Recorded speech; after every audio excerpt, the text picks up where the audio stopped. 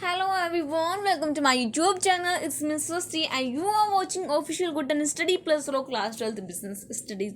So how are you guys? I hope you're fine and doing well. So last video में हमने क्या था, अपना प्लानिंग चैप्टर को कंप्लीट कर लिया था. इस पार्ट के अंदर हम अपना नया चैप्टर स्टार्ट करेंगे, यानी कि ऑर्गेनाइजिंग को हम क्या करेंगे, स्टार्ट करेंगे. अगर आपने पहला पार्ट नहीं देखा है तो देन आप पहले उसे देखें और उसके बाद आप इसे देखें.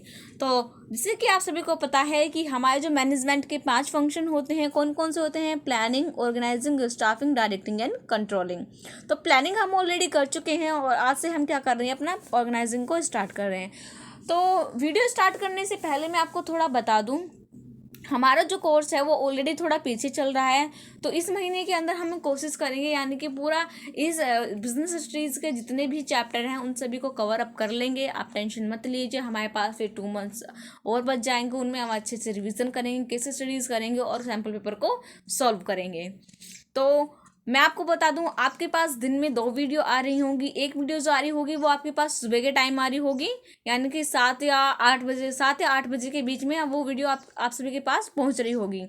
देन जो सेकंड आ रही होगी वो शाम को आ रही होगी, यानी कि 6-7 बजे के बीच में वो भी शाम को अपलोड हो जाएगी. तो आप उसे देखिए. और जो बीबी के जितने भी स्टूडेंट हैं, जो मैंने बीबी की सीरीज स्टार्ट की हुई है, उनके बच्चों के लिए जो वीडियोज़ हैं वो वीक में 2 दिन अपलोड होंगी, सैटरडे और संडे. तो कल आप सभी के लिए बिजनेस स्टडीज़ की वीडियो तो आ ही रही होंगी, और साथ ही साथ आप सभी के लिए जो बीबी की जो सीरीज़ मैंने स्टार्ट की है उससे रिलेटेड भी वीडियो आपके पास आ रही होंगी. तो बिना टाइम को वेस्ट किए चलिए इस चैप्टर को स्टार्ट करते हैं. तो ऑर्गेनाइजिंग का मीनिंग क्या होता है? ऑर्गेनाइजिंग का बेसिकली अगर मीनिंग देखें तो होता है कि जितना भी हमारी ऑर्गेनाइजेशंस के अंदर मैन है एंड मटेरियल है, मैन, मटेरियल और जितने भी रिसोर्सेज हैं उन सभी को क्या करना, अरेंज करना, उन सभी को ऑर्गेनाइज करना ही क्या आता है, हमारा ऑर्गेनाइजिंग. यानी कि हमारी ऑर्गेनाइजेशंस के अंदर काम करने के लिए जितने भी मैन, मटेरियल, रिसोर्सेज की ज़रूरत पड़ रही है उन सभी रिसोर्सेज को अरेंज करना, उनका इफ़ेक्टिव यानी कि उनका एफिशिएंट यूज़ करना, प्रॉपर यूज़ करना, उनको प्रॉपर यूटिलाइज करना सभी रिसोर्सेज का, और कम से कम उन रिसोर्सेज का क्या करना, वेस्टेज करना. तो ये क्या होता है, हमारा ऑर्गेनाइजिंग के अंदर होता है. तो इसकी डेफिनेशन क्या है ये देख लेते हैं. Identifying and grouping different activities in the organisations, यानी कि ऑर्गेनाइजेशंस के अंदर आइडेंटिफाई करो डिफरेंट ग्रुपिंग एक्टिविटीज़ को. आइडेंटिफाई करने के बाद उनको क्या, यानी कि डिफरेंट ग्रुपिंग एक्टिविटीज़ क्या करना है, हमको आइडेंटिफाई करना है रिलेटेड, जैसे कि फिजिकल, कि भाई हमें फिजिकली क्या एक्टिविटीज़ करनी है, फाइनेंशियली हमें कितना फाइनेंस चाहिए, कितना फाइनेंस हमें कहाँ पर यूटिलाइज करना है. देन ह्यूमन रिसोर्सेज के हमें, यानी कि ऑर्गेनाइजेशन के अंदर कितने एम्प्लॉयज़ की ज़रूरत है और इनको मोस्ट प्रोडक्टिविटी क्या करना है, इनको यूज़ करना, इनके साथ रिलेशन एस्टेब्लिश करना, ताकि जो हमारा किस ऑर्गेनाइजेशन का जो स्पेसिफिक गोल है वो क्या हो जाए, अचीव हो जाए. तो आई होप आपको इसका मीनिंग आपको क्लियर हो चुका होगा. मैं फिर भी एक बार बता देती हूँ कि ऑर्गेनाइजेशन के अंदर क्या करते हैं, हम अपने मैन एंड मटेरियल और रिसोर्सेज को क्या करते हैं, अरेंज करते हैं. अरेंज करने के बाद उनका प्रॉपर यूटिलाइज करते हैं, और यूटिलाइज अगर हम सभी रिसोर्सेज का प्रॉपर यूटिलाइज करेंगे तो उससे क्या होगा, हमारा मिनिमम वेस्टेज होगा. मिनिमम वेस्टेज होगा तो हमारी ऑर्गेनाइजेशन की क्या होगी, ग्रोथ इंक्रीज होगी. देन इसके प्रोसेस की आ जाते हैं. तो पहले ही हम प्लानिंग के प्रोसेस कर चुके हैं, जिसके अंदर हमारे 7 स्टेप्स इन्वॉल्व हैं. अगर आपको याद हैं तो अभी के अभी वीडियो को पोस्ट करके कमेंट सेक्शन के अंदर उनको नोट डाउन करो, जिससे आपकी तो प्रैक्टिस होगी ही, और साथ ही साथ जो बच्चे कमेंट्स को पढ़ रहे हैं या देख रहे हैं उनको भी अच्छे से रिवाइज हो जाएगा. चलिए स्टार्ट करते हैं. तो ऑर्गेनाइजिंग प्रोसेस के अंदर हमारे 4 स्टेप इन्वॉल्व हैं. तो पहला स्टेप्स क्या है हमारा, identification and division of work. तो पहला प्रोसेस क्या कहता है कि identification and division of work. Identification का मतलब है जांच पड़ताल करो, एंड डिवीजन ऑफ वर्क यानी कि पहले काम को देखो, जानो, और फिर उसके बाद लोगों में उस काम को क्या कर दो, बांट दो. तो बेसिकली क्या होता है कि ऑर्गेनाइजेशन के अंदर बहुत सारा काम होता है. तो according to matching employees skills, qualification and experience and expertise, यानी कि जितनी भी क्वालिटीज़ मैंने आपको बताई हैं, जितने भी क्वालिटीज़ हैं एम्प्लॉयज़ के, इन सभी क्वालिटी के बेसिस पे क्या करना है, ऑर्गेनाइजेशन के अंदर क्या करते हैं, उस वर्क को डिवाइड कर देते हैं। जैसे कि आप सभी इसका एक मैंने यहाँ पे स्टिकर लगाया, जैसे कि आप देख सकते हैं, each work has a specific task, यानी कि हर व्यक्ति का जो काम है वो एक स्पेसिफिक टास्क है। जैसे कि आप सभी देख रहे हैं, किसी का लेबर का वर्क हो गया, किसी का मैकेनिक का वर्क हो गया, किसी का यानी कि ऑफिस का वर्क हो गया, या फिर किसी का कोई टेक्निकल यानी कि जो भी मशीनरी में कोई भी क्या आ रही है, कोई भी कमी आ रही है तो उससे रिलेटेड कोई काम हो गया।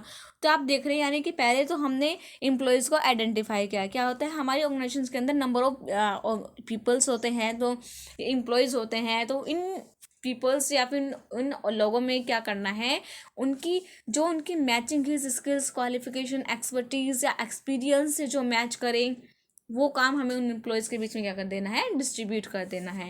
ये इतना सारा काम है ऑर्गेनाइजेशन का, या इतना बड़ा गोल है, तो इस गोल को हमें कर देना है छोटे छोटे टुकड़ों में, क्या कर देना है, उसको ब्रेक डाउन कर देना है। ब्रेक डाउन करेंगे यानी कि अब ये इतना एक हिस्सा, ये क्या होगी, अब ये एक क्या कहलाएगी, ये एक जॉब कहलाएगी, और ये भी क्या होगी, ये एक जॉब होगी। और ये जितनी भी, ये जो एक जॉब है और ये जो दूसरी जॉब है, इन सभी को हमें एम्प्लॉयज़ के बीच में डिस्ट्रीब्यूट करना है जो उनके क्वालिफिकेशन से मैच करें। यानी कि ऐसे ही हमें किसी भी एम्प्लॉयज़ के बीच में वर्क को डिस्ट्रीब्यूट नहीं करना है। हमें पता होना चाहिए कि भाई इस बंदे के पास इससे रिलेटेड नॉलेज तो होनी ही चाहिए, वो अपने फील्ड में माहिर तो होना ही चाहिए, तभी हम क्या करेंगे, अपने वर्क को डिस्ट्रीब्यूट करेंगे। देन सेकंड क्या है, हमारा डिपार्टमेंटलाइजेशन। डिपार्टमेंटलाइजेशन क्या होता है, यानी कि एक तरह के काम करने वाले लोग, यानी कि जो एक तरह का जो काम करते हैं, उन सभी लोगों को क्या कर देना, एक ग्रुप में क्या कर देना, उनको जोड़ देना, ग्रुप में रख देना, और फिर उसी ग्रुप का क्या कर देना, एक डिपार्टमेंट बना देना। लाइक सेल्स है, जैसे कि आप सभी को पता है कि ऑर्गेनाइजेशन के अंदर बहुत सारे, अगर कोई बड़ी ऑर्गेनाइजेशन है तो उसके अंदर बहुत सारे क्या होते हैं, डिपार्टमेंट्स होते हैं। तो वो बहुत सारे डिपार्टमेंट्स होते हैं, तो क्या काम होता है, मैनेजर का क्या वर्क होता है कि उन सभी वर्क को क्या करना, उसको आइडेंटिफाई करना। आइडेंटिफाई कर लिया, लोगों को उसने जॉब भी दे दी, तो अब उनको क्या करेगा, उन लोगों को यानी कि जो सेल्स से रिलेटेड जितने भी लोग काम कर रहे हैं, तो उन सभी को किसके अंदर रखना है, उनको सेल्स डिपार्टमेंट के अंदर रखना है। प्रोडक्शन से रिलेटेड जितने भी एम्प्लॉयज़ वर्क कर रहे हैं, तो उन सभी को प्रोडक्शन डिपार्टमेंट के अंदर रखना है। और जो मार्केटिंग से रिलेटेड जितने भी एम्प्लॉयज़ वर्क कर रहे हैं, उनको मार्केटिंग डिपार्टमेंट के अंदर रखना है। तो ये तो हो गया हमारा डिपार्टमेंटलाइजेशंस। डिपार्टमेंटलाइजेशंस जो होता है वो हमारा दो तरीके से होता है।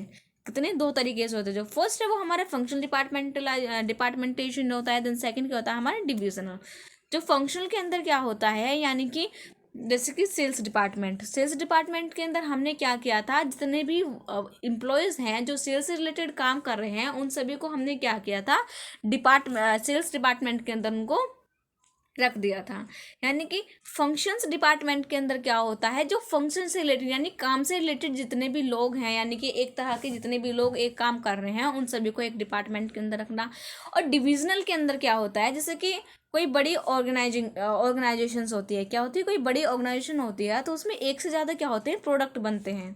अगर उसके अंदर एक से ज़्यादा प्रोडक्ट बनते हैं तो क्या होगा कि प्रोडक्ट से रिलेटेड क्या हो जाएगा, वहाँ पे डिपार्टमेंट बन जाएंगे। जैसे कि इसमें एग्जांपल दिए गए हैं, जैसे कॉस्मेटिक, टेक्सटाइल, मेडिसिन्स, यानी कि ये डिफरेंट प्रोडक्ट्स हैं एक ऑर्गेनाइजेशंस के। तो कॉस्मेटिक से रिलेटेड जितना भी वर्क होगा, वो कॉस्मेटिक डिपार्टमेंट्स का हमने एक अलग डिपार्टमेंट बना दिया। टेक्सटाइल का हमने एक अलग डिपार्टमेंट बना दिया। मेडिसिन्स का हमने एक अलग डिपार्टमेंट बना दिया। अब मेडिसिन्स डिपार्टमेंट के अंदर ये सारी एक्टिविटीज़ परफॉर्म की जाएंगी, फाइनेंस से रिलेटेड और सेल्स से रिलेटेड। फाइनेंस हो गया, सेल्स हो गया, प्रोडक्शन हो गया, मार्केटिंग हो गया, ये सारी जो एक्टिविटीज़ है वो उसी डिपार्टमेंट के अंदर क्या करी जाएंगी, परफॉर्म की जाएंगी। तो ये हो गया। देन थर्ड क्या है, हमारा असाइनमेंट ऑफ ड्यूटीज़।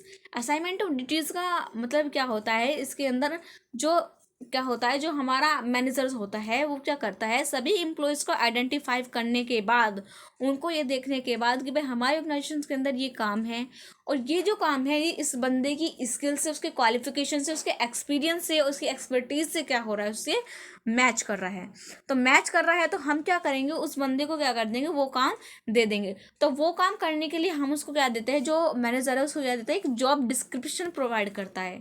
अब जॉब डिस्क्रिप्शन क्या होता है, जॉब डिस्क्रिप्शन वो होता है जिसके अंदर यानी कि ये एक लेटर होता है, ये एक लेटर होता है, ये एक नोट होता है जो कि मैनेजर के द्वारा किसको दिया जाता है, एम्प्लॉयज़ को दिया जाता है, किसको, एम्प्लॉयज़ को दिया जाता है, जिसके अंदर ये इंक्लूड होता है, यानी कि सभी उस जॉब से रिलेटेड सारी टर्म्स एंड कंडीशन होती हैं उसके अंदर, और उस इंडिविजुअल को कौन सा वर्क परफॉर्म करना है, किस डिपार्टमेंट के अंदर काम करना है, वो सभी उसके अंदर लिखा हुआ होता है।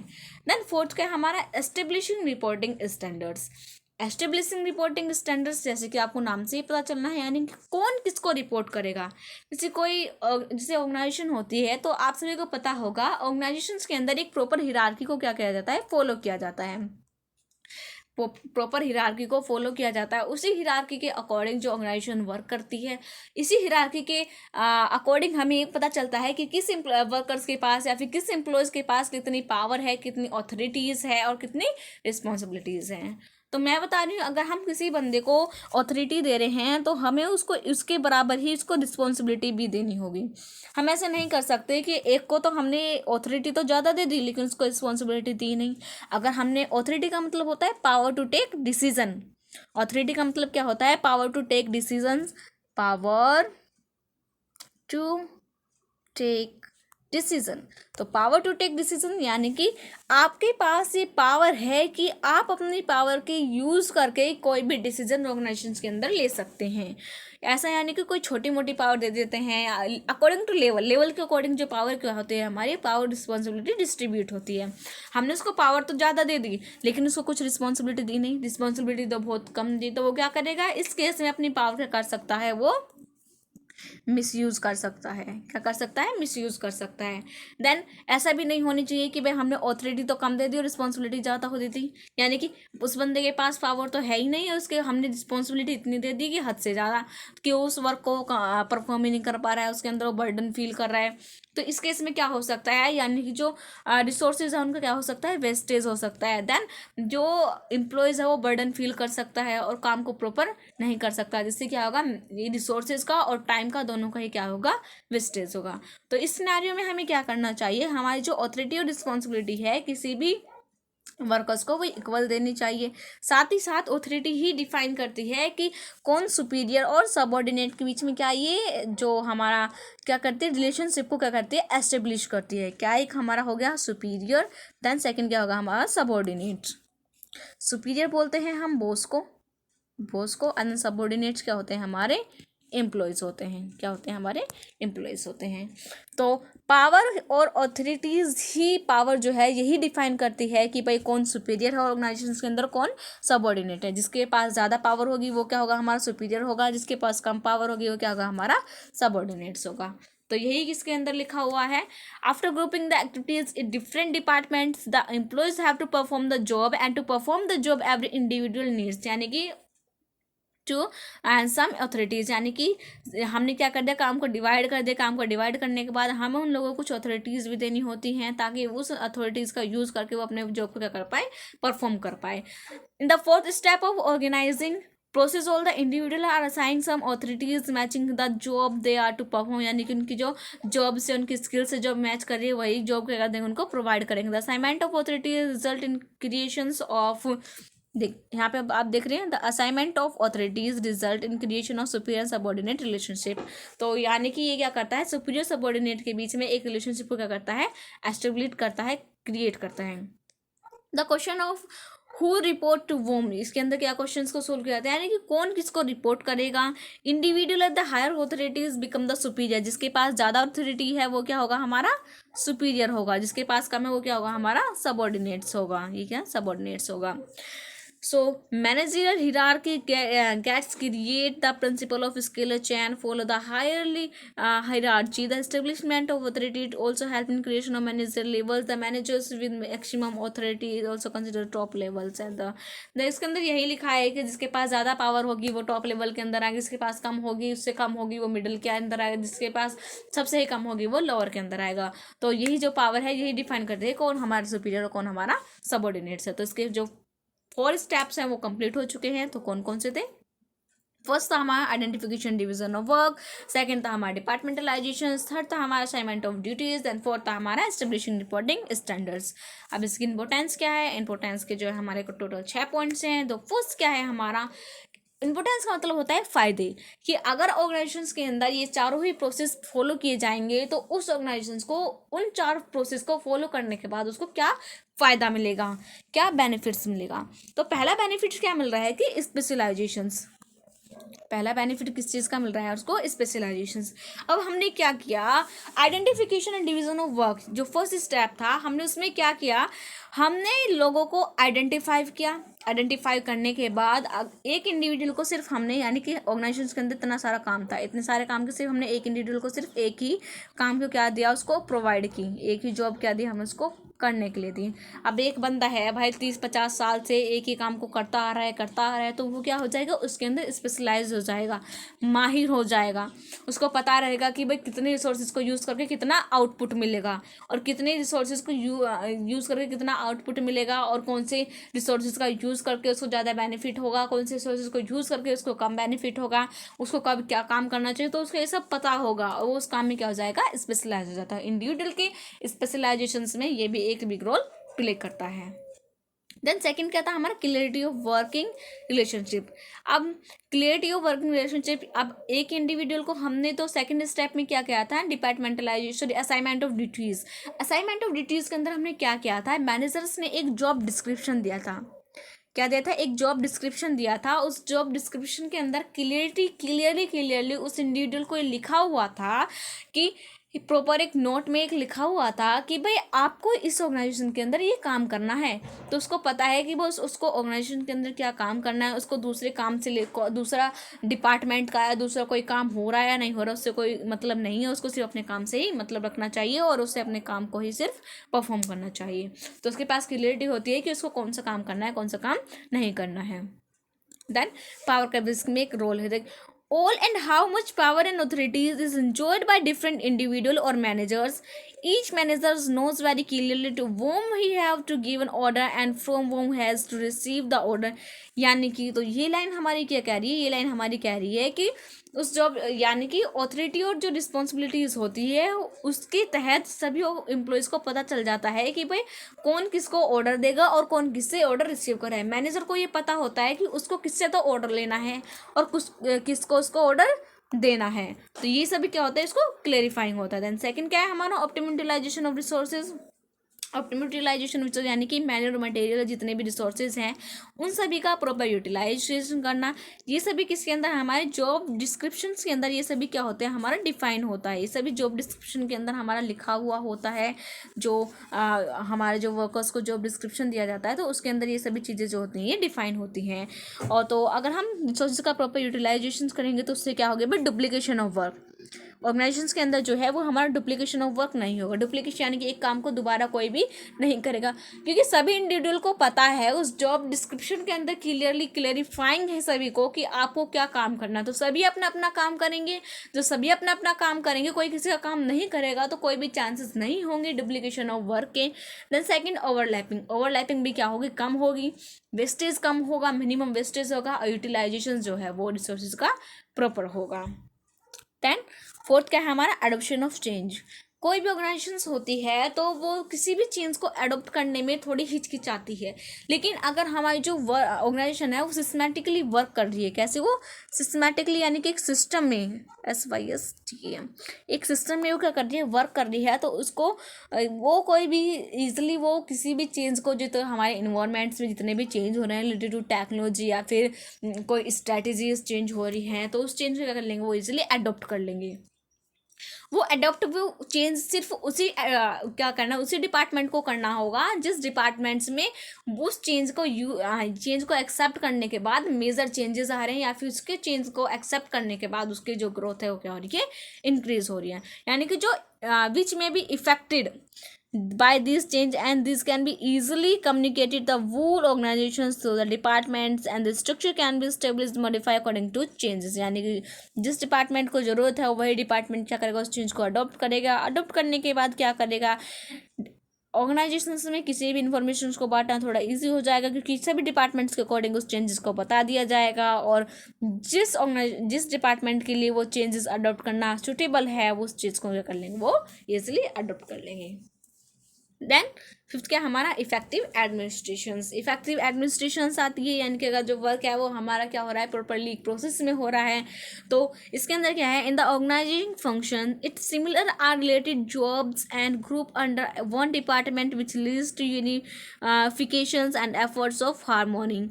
Its work, in work, the organizing function establish relations between different departments, keeping in mind the coordinations and among different departments by bringing clarity in working relationship, administration effective improve। यानी कि जो हमारी ऑर्गेनाइजेशन की जो administration है वो क्या होगी, इफेक्टिवली इम्प्रूव होगी। जैसे कि आप सभी को पता है, ये एक ऑर्गेनाइजेशन है और इसके अंदर क्या है, हमारे डिफरेंट क्या है, हमारे डिपार्टमेंट है।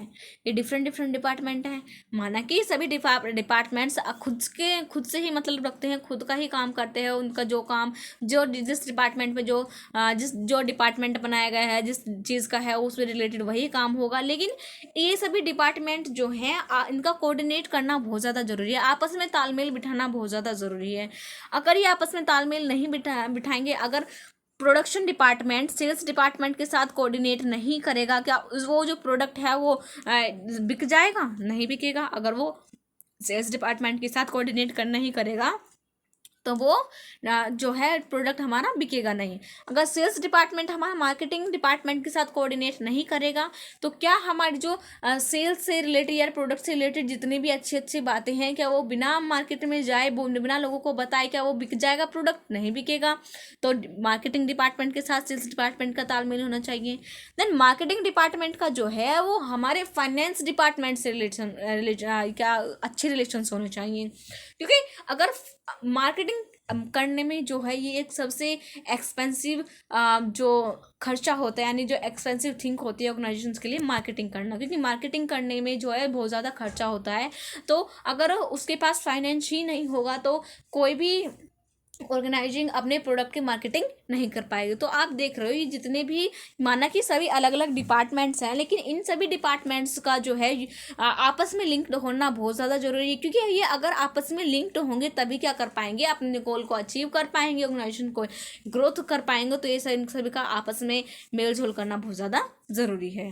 देन लास्ट क्या है हमारा, लास्ट है हमारा एक्सपेंशन ग्रोथ। तो एक्सपेंस एंड ग्रोथ ये पॉइंट क्या कहता है, एक्सपेंस यानी कि खर्चे, एंड ग्रोथ तो which optimum utilisation of resources and proper division of work and departments, यानी कि जब हम रिसोर्सेज का प्रॉपर यूटिलाइजेशन करेंगे और काम को अच्छे से सभी इंडिविजुअल्स में उनकी मैचिंग स्किल्स क्वालिफिकेशन एक्सपर्टीज से रिलेटेड उस काम को क्या कर देंगे, उसको डिवाइड कर देंगे। तो ऐसे सिनेरियो में क्या होगा, जो कंपनी है वो सभी चैलेंजेस को ईजिली एक्सेप्ट कर पाएगी, सभी चैलेंजेस को ईजिली एक्सेप्ट कर पाएगी और जितनी भी एक्टिविटीज़ हो उन सभी को एक प्लान मैनर में कर पाएगी।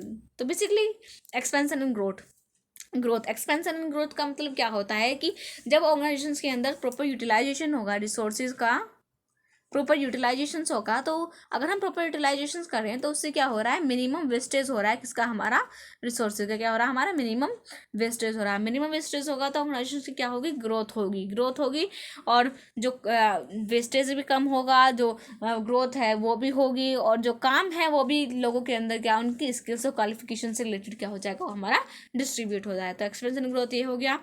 तो यही कुछ हमारे इंपॉर्टेंस के सिर्फ यही 6 पॉइंट्स। तो एक बार रिवीजन कर लेते हैं आज की वीडियो में, आज हमने क्या क्या पढ़ा।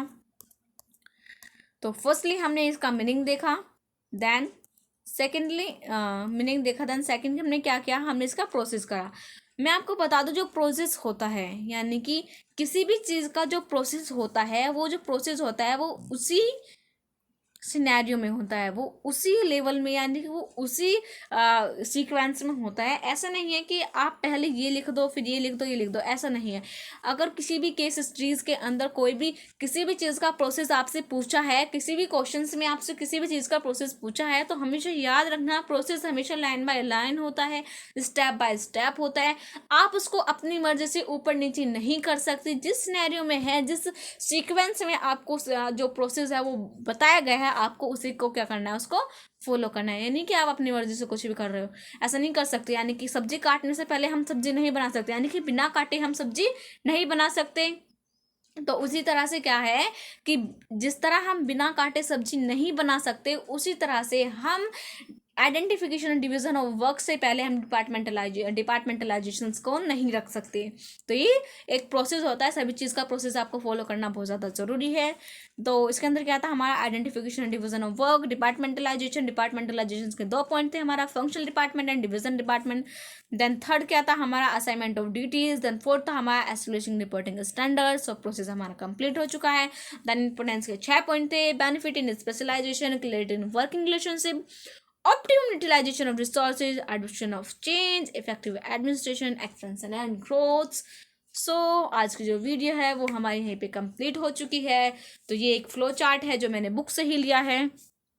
तो इस फ्लो चार्ट के अंदर आज हमने क्या किया तो एक बार देख लेते हैं। आज हमने मीनिंग कर लिया, प्रोसेस कर लिया, इंपोर्टेंस के सारे पॉइंट्स कर लिए। नेक्स्ट वीडियो हम जो है हमारा जो बाकी का जो पोर्शन है उसको कवर अप करने की कोशिश करेंगे। तो thank you very much everyone. अगर आप सभी को ये वीडियो अच्छी लगी है तो लाइक करें, कमेंट करें और दोस्तों के साथ शेयर जरूर करें ज़्यादा से ज़्यादा, ताकि ज़्यादा से ज़्यादा शेयर करेंगे तो उससे मुझे भी बहुत ज़्यादा खुशी मिलेगी और उन बच्चों को भी पढ़ने में बहुत ज़्यादा आसानी होगी। चैनल को सब्सक्राइब करें, बेल आइकन को प्रेस करना ज़रूर ना भूलें, क्योंकि आपके पास जो है सुबह शाम अब रोज़ ही वीडियो आ रही होंगी कंटिन्यूसली। अब जो रेगुलरिटी जो है मैंने प्लान बनाया है, बीच में ब्रेक नहीं होगा, दुनिया इधर की उधर हो जाए, लेकिन आपके पास जो वीडियोज़ हैं वो सुबह शाम आ रही होंगी।